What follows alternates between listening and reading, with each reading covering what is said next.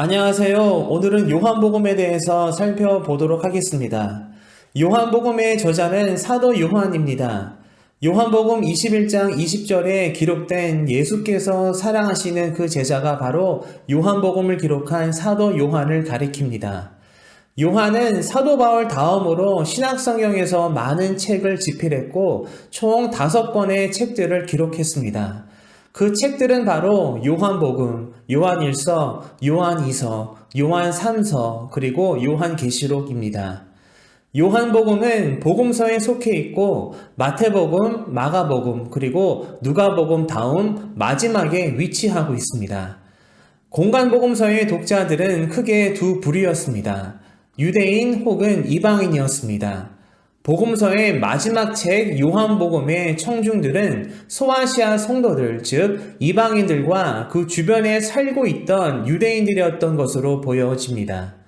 복음서에 대해 살펴보면서 각 책들이 소개하는 예수님에 대해 알아보았습니다.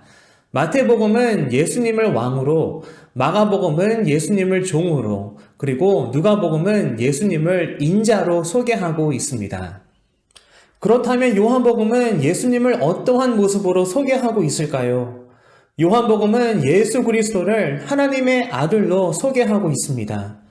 누가복음에서는 예수님의 인성을 강조하며 참된 인간이신 그리스도를 조명하고 있는 반면 요한복음은 예수님을 하나님의 아들로 묘사하며 그리스도의 신성을 드러내고 있습니다. 다시 말해서 예수님께서 태초부터 계신 하나님이심을 알려주고 있는 것입니다. 요한복음은 예수님의 탄생에 대한 아무런 언급 없이 바로 그리스도의 정체성에 대한 설명으로 들어갑니다. 요한복음 1장 1절 시작부터 그리스도의 신성에 대해 선포합니다. 태초에 말씀이 계시니라. 이 말씀이 하나님과 함께 계셨으니 이 말씀은 곧 하나님이시니라. 예수 그리스도께서 처음부터 하나님과 함께 하셨고 그리스도 자신이 곧 하나님이시며 예수님과 하나님이 하나라는 사실, 즉 예수님께서 삼위일체 하나님 중 한 분이심을 설명해 주는 중요한 말씀입니다. 공간복음서인 마태복음, 마가복음, 그리고 누가복음은 예수님의 가르침들과 예수님께서 행하신 일들을 부각시킵니다. 다시 말해서 예수님의 삶과 사역에 집중합니다. 이렇게 공간복음서가 예수님의 삶과 사역을 조명하며 그리스도의 외부적인 면을 보여주고 있다면 요한복음은 예수님의 신성을 부각시키며 그리스도의 내부적인 것을 표현하고 있음을 보게 됩니다. 요한복음이 기록된 목적에 대해 말해주는 성경 구절이 있습니다. 바로 요한복음 20장 31절 말씀입니다. 오직 이것을 기록함은 너희로 예수께서 하나님의 아들 그리스도이심을 믿게 하려 함이요 또 너희로 믿고 그 이름을 힘입어 생명을 얻게 하려 함이니라. 왠지 공간복음서와 요한복음은 전체적인 분위기가 사뭇 달라 보입니다. 마태복음, 마가복음, 그리고 누가복음은 서로 겹치고 중복되는 내용도 있어서 그런지 동질감을 느낄 수가 있는데 요한복음은 그렇지 않다는 것입니다. 그런데 그렇게 느끼는 데에는 이유가 있습니다. 우선 요한복음과 공간복음서의 기본적인 배경이 다릅니다. 공간복음서의 이야기는 주로 갈릴리 지역을 배경으로 이루어지고 있는 반면 요한복음은 예루살렘과 유대 주변에서 일어난 일들에 대해 기록합니다. 또한 짧은 설교들과 비유 형식으로 예수님의 가르침을 주고 있는 공간복음서와는 달리 요한복음은 신학적인 설교 방식으로 예수님의 가르침을 기록합니다. 이러한 요한복음의 메시지 전하는 방식은 당시 로마의 박해를 받고 있던 헬라 문화권의 그리스도인들, 즉 요한복음의 1차적인 독자들을 고려한 것이었습니다. 요한은 헬라 철학에 익숙하고 타 종교의 문화 가운데 있는 그들에게 예수 그리스도를 소개하기 위해 역사적이고 객관적인 방식이 아닌 사상적이고 신학적인 방식으로 이야기를 풀어나갔던 것입니다. 요한은 서두에서 예수 그리스도를 소개할 때에 말씀이라는 단어를 사용했는데 요한이 사용한 그 단어는 헬라 철학에서 나온 개념인 로고스입니다. 요한은 이렇게 헬레니즘 문화권의 독자들에게 그리스도의 신성과 사역을 설명하고 소개하기 위한 노력을 했음을 보게 됩니다. 요한복음은 복음서 중에 가장 늦게 기록이 되었습니다. 공관복음서인 마태복음, 마가복음, 그리고 누가복음보다 후에 기록이 된 것으로 추정됩니다.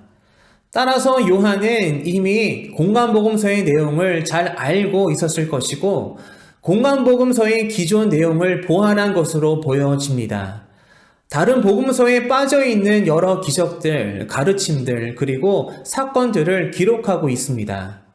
참고로 요한복음의 내용 중 약 90% 정도가 공관복음서인 마태복음, 마가복음, 그리고 누가복음에는 나타나지 않습니다.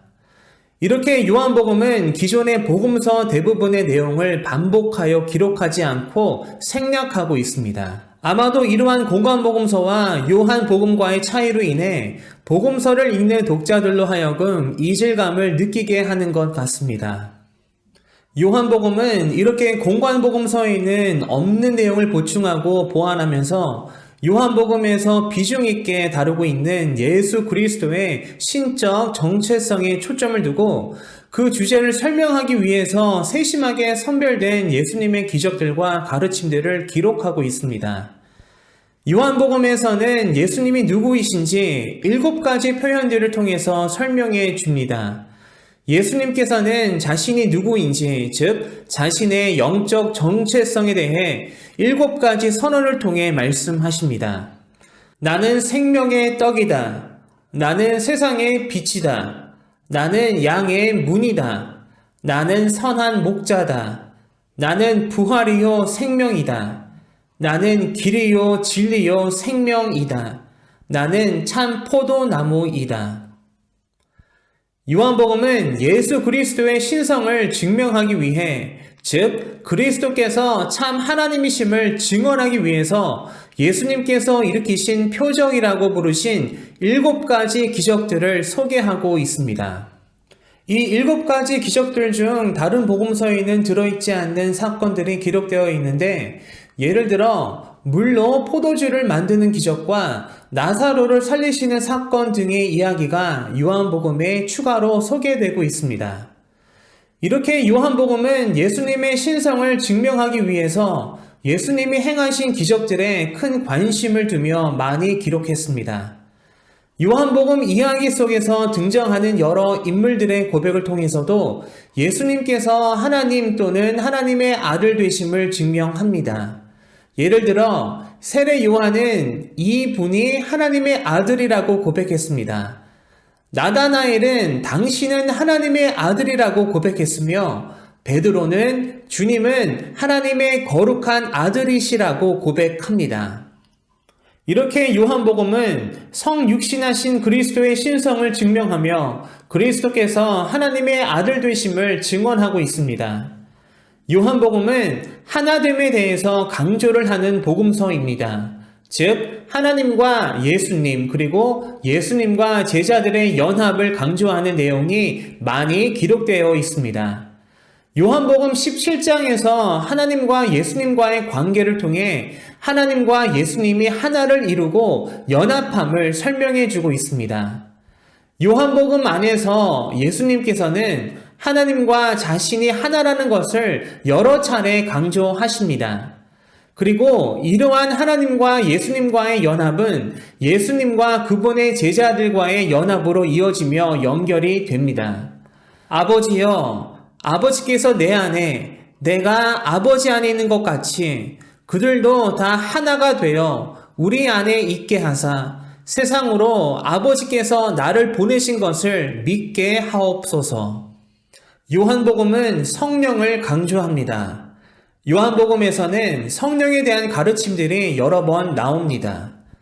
예수님께서 십자가 부활 이후 승천하신 후에 성령이 부어질 것에 대한 약속과 예수님의 고별 설교에 등장하는 성령에 대한 5가지의 말씀 모두 요한복음에서만 찾아볼 수 있습니다. 요한복음은 믿음에 대해 강조하는 복음서입니다. 요한복음에는 믿음이라는 단어가 아주 많이 나옵니다. 약 100회 이상 요한복음에서 믿음이라는 단어가 등장을 합니다. 물론 다른 복음서도 믿음으로 구원받는 사실에 대해 분명하게 선언하지만 요한복음은 그러한 믿음으로 얻는 구원의 진리를 자주 그리고 두드러지게 증거합니다.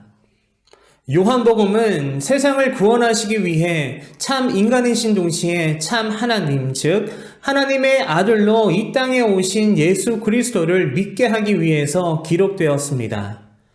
이러한 요한복음의 메시지는 다음에 한 성경 구절 말씀으로 요약됩니다. 하나님이 세상을 이처럼 사랑하사 독생자를 주셨으니 이는 그를 믿는 자마다 멸망하지 않고 영생을 얻게 하려 하심이라. 요한복음은 세상에 인간으로 오신 예수 그리스도께서 참 하나님이 되심을 증언하고 있습니다.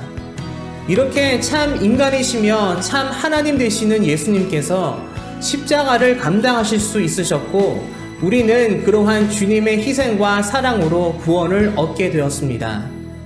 요한복음을 읽고 묵상하실 때에 우리를 사랑하시고 우리를 구원해 주신 하나님의 사랑을 기억하고 생각하며 풍성한 은혜를 경험하시기를 소망합니다.